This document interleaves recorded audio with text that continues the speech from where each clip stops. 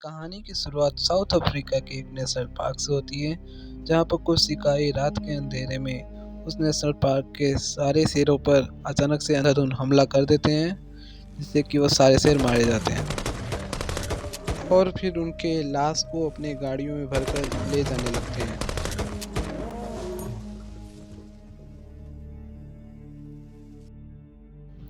मगर वहाँ पे दो शिकारी वहाँ पे जाल बिछाने के लिए रुक जाते हैं।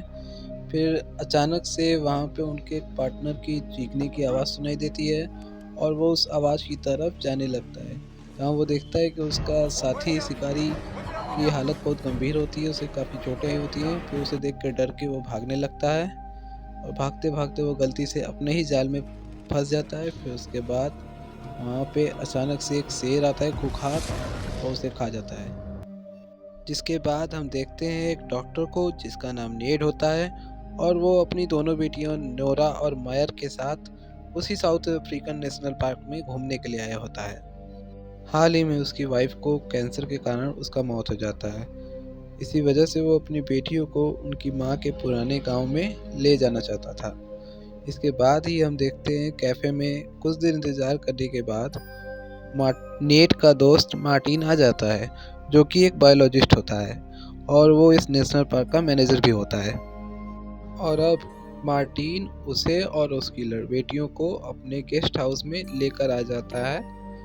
अच्छी तरह से रात बिताने के बाद वहाँ पे अगले ही सुबह वो उसे जंगल सफारी के लिए ले जाता है और जहाँ नोरा और मेयर अलग अलग किस्म के जानवरों को देखकर बहुत खुश हो रहे होते हैं और सफ़र के दौरान उन लोग के साथ एक अच्छा समय बिता रहे होते हैं।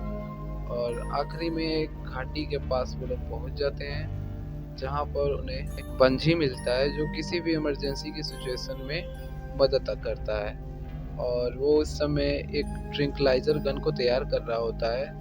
तभी वहाँ पे एक चट्टान के पास में एक शेरों का झुंड दिखाई देता है, जहाँ बंजी नेड एंड उसकी बेटियों को बताता है कि मार्टिन ने इन शेरों को इनके बचपन से पाल पोस कर बड़ा किया है।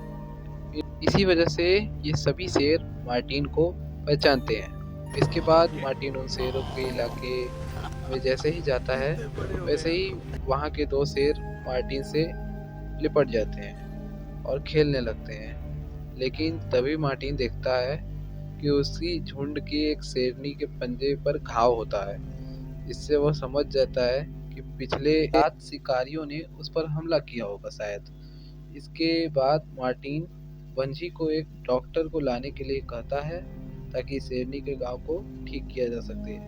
इसके बाद मार्टिन नेड और उसकी बेटियों को पास में ही एक गांव में लेकर जाता है और जल्दी वो सभी लोग उस गांव में पहुंच जाते हैं। लेकिन वहां पे पहुंचकर वो देखते हैं कि उस गांव के सारे लोग मारे जा चुके हैं और चारों तरफ खून ही खून फैला हुआ है। और थोड़ी देर जांच पड़ताल करने के बाद मार्टिन को पता चलता है कि ये सब एक खूंखार शेर ने किया है। साथ ही मार्टिन नेड को बताता है कि वो शेर अभी भी गांव के आसपास ही होगा, क्योंकि लाशों पर लगा खून अभी भी ताज़ा है। इतना सब देखकर वो सभी गाड़ी में बैठकर वापस जाने लगते हैं और मार्टिन कार में लगे रेडियो से मदद बुलाने की कोशिश करता है, पर उसका कोई फ़ायदा नहीं होता है, क्योंकि वहाँ तक कोई भी रेडियो सिग्नल नहीं पहुँच पाता है। तभी अचानक से उन्हें रोड पर एक पूरी तरह से जख्मी गांव वाला मिलता है, जिसके बाद नेड और मार्टिन उसकी तरफ जाने लगते हैं, जहां वो आदमी उसी खूंखार शेर के बारे में बताता है। इसके बाद नेड उस आदमी का इलाज करने की कोशिश करता है, लेकिन वो उसे बचा नहीं पाता है।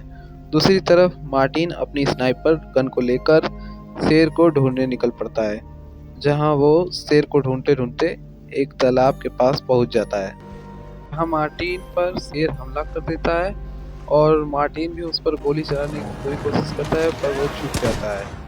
गोली की आवाज़ सुनकर वो लोग बुरी तरह से घबरा जाते हैं। उसके बाद नेट मार्टिन को ढूंढने के लिए जंगल के थोड़ा सा अंदर चला जाता है। तभी उसे वो शेर दिखाई देता है, जो उसकी तरफ तेजी से आ रहा होता है, जिसके बाद नेट डर कर तेजी से अपनी कार की तरफ भागने लगता है और शेर का हमला होने से कुछ देर पहले ही कार में आकर बैठ जाता है और दरवाजे को बंद कर देता है। और अब शेर गाड़ी के अंदर घुसने की कोशिश कर रहा होता है, लेकिन घुस नहीं पाता है। तभी उसे गाड़ी की एक खिड़की खुली हुई दिखाई देती है, जिसमें वो अपना पंजा डालकर नेट के पैर को पकड़ लेता है।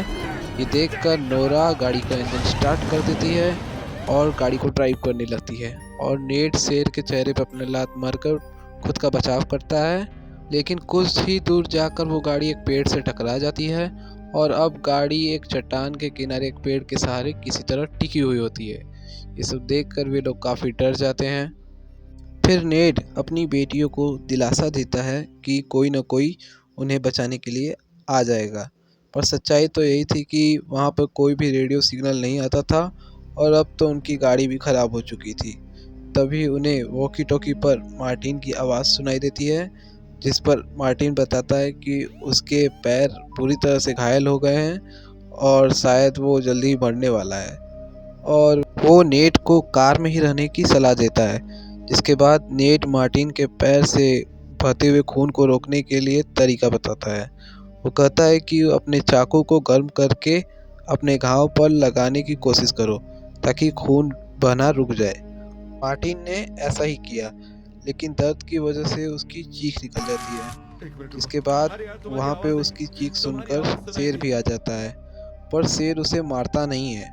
फिर नेड गाड़ी की छत पर चढ़कर ट्रैंक्विलाइजर गन से शेर पर निशाना लगाने की कोशिश करने लगता है, और मेयर मार्टिन की मदद करने के लिए उसके पास जाने लगती है, और वहाँ नेड शेर पर गोली चलाता है, पर वो चूक जाता है। फिर वो शेर अचानक से चट्टान के ऊपर आकर नेड पर झपट्टा मारकर उसे गिरा देता है, और फिर नेड शेर से बचने के लिए गाड़ी के नीचे छिप जाता है, और शेर वहाँ भी आने की बार बार कोशिश करता रहता है।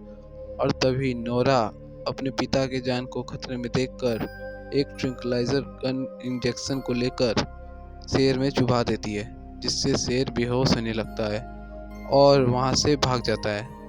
दूसरी तरफ मेयर मार्टिन को वापस लेकर आती है, जिसके बाद नेड मार्टिन को गाड़ी के अंदर बैठाकर उसके जख्मों का इलाज करने लगता है।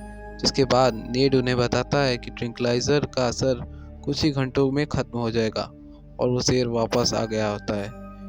नेड मार्टिन से शेर के इस खूंखार बर्ताव के बारे में पूछता है। मार्टिन उसे बताता है कि शायद शेर के सारे झुंड को शिकारियों ने मार दिया होगा, जो कि हमें मूवी के शुरुआत में दिखाया जाता है, और इसीलिए वो अपना बदला लेने के लिए सभी को मार रहा होता है, लेकिन वो किसी को खाता नहीं है। इतने में ही वहाँ अचानक से शिकारियों का झुंड आ जाता है, जिसके बाद नेड उन्हें पैसे का लालच देकर उनसे मदद मांगता है। लेकिन जैसे ही वो शिकारी गाड़ी के अंदर मार्टिन को देखते हैं, तो वो पहचान जाते हैं कि मार्टिन एक फॉरेस्ट ऑफिसर है। जिसके बाद वो गुस्से में आकर नेड को मारने की कोशिश करते हैं, लेकिन तभी वहाँ पे वो शेर आ जाता है और बारी बारी करके उन सभी शिकारियों को मारने लगता है। और इसी मौके का फ़ायदा उठाकर वहाँ से बाहर निकलने के लिए नेड उन शिकारियों के ट्रक चुराने का प्लान बनाता है। लेकिन क्योंकि वो सभी शिकारी शेर का पीछा करते करते जंगल के काफ़ी अंदर चले गए थे, इसी वजह से नेड को भी ट्रक की चाबी लेने के लिए उनके पीछे जंगल में जाना पड़ता है। और वहाँ पहुंचकर नेड को एक एक करके सभी शिकारियों की लाशें मिलना शुरू हो जाती हैं, क्योंकि शेर ने उन्हें मार दिया था। और तभी नेड को शेर की गुर्राने की आवाज़ सुनाई देती है, जिसके बाद नेड शेर को देखकर पेड़ के ऊपर चढ़ जाता है, और शेर उसके ठीक नीचे ही रहता है। तभी पेड़ पर नेड के सामने एक सांप आ जाता है, जिसके बाद नेड तुरंत ही उस सांप की गर्दन को पकड़कर शेर के ऊपर फेंक देता है, और शेर सांप को अपने ऊपर देखकर शेर वहां से भाग जाता है। इसके थोड़ी देर बाद नेड पेड़ के नीचे उतरकर पानी के रास्ते शिकारियों को ढूंढने के लिए जाता है, लेकिन तभी उसे शेर वो फिर से दिख जाता है, और इसके बाद नेड बिना कोई हलचल किए पेड़ के नीचे ही रहता है, और शेर जस्ट उसके ऊपर ही रहता है। लेकिन फिर भी वो बच के किसी तरह शिकारियों के पास पहुंच जाता है, और उसे वहाँ पे चाबी मिल जाती है। वहीं पर दूसरी ओर गाड़ी में बैठी लड़कियों और मार्टिन पर वो शेर हमला कर देता है और टूटी हुई खिड़की से नोरा को पकड़ लेता है।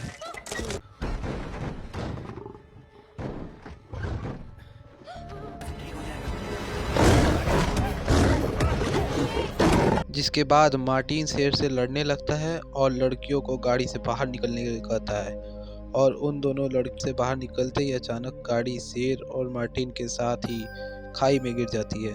लेकिन नीचे गिरने के बाद भी शेर रुकता नहीं है, बल्कि फिर से हमला कर देता है। और जैसे ही मार्टिन शेर को अपनी ओर आते हुए देखता है, तभी मार्टिन शेर से आई एम सॉरी बोलकर अपने लाइटर से गाड़ी में आग लगा देता है, जिसकी वजह से मार्टिन भी मर जाता है। इस सब के कुछ देर बाद नेड वहां पर पहुंचता है। अपने दोस्त की मौत से वो काफ़ी दुखी हो जाता है और नीचे खाई में देखने पर उसे शेर कहीं दिखाई नहीं देता है। ये तो पक्का होता है कि शेर अभी भी जिंदा है। जिसके बाद वो तीनों वहाँ से निकल जाते हैं, लेकिन थोड़ी देर बाद उनके गाड़ी का पेट्रोल ख़त्म हो जाता है।